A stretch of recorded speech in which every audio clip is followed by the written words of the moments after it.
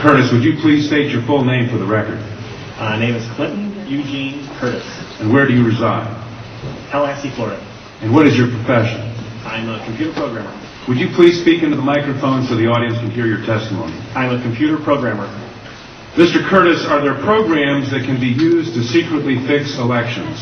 Yes, How do you know that to be the case? because in October of 2000, I wrote a prototype for Congressman Tom Feeney at the company I work for in Oviedo, Florida, that did just that.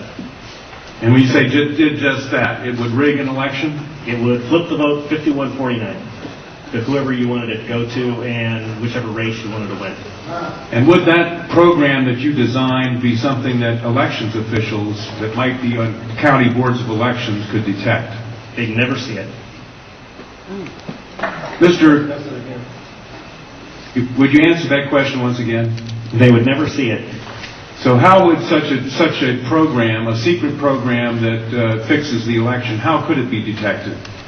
You would have to view it either in the source code, or you'd have to have a receipt and then count the hard paper against the actual vote total.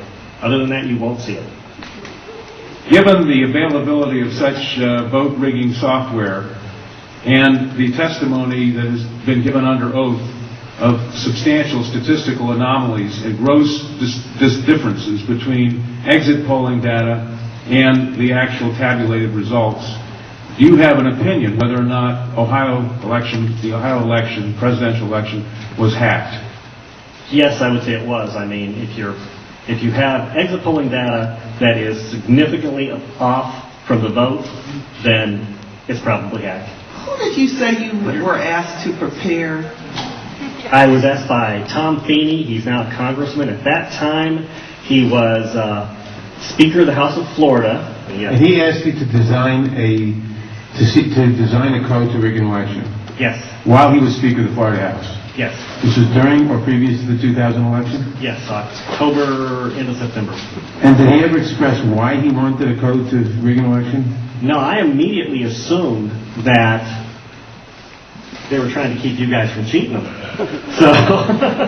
So I wrote up the documentation of what you would look for in the source code, how you would make sure that you didn't get, taken advantage of, make sure that all voting machines had receipts, because that way you could back count the ones that looked a little funny. And I handed it. By receipts, you mean a paper trail? Yes, paper trail. And I handed that in to Mrs. Yang and said, "Here's your report, here's your program." And she said, "You don't understand. We need to hide the fraud in the source code. Hide the fraud, not reveal the fraud. Not reveal the fraud, because it's needed to control the vote in South Florida," was what she said. That's what she said. And your testimony is under oath. Yes, sir. And the testimony you've given is true. Yes, sir. Thank you.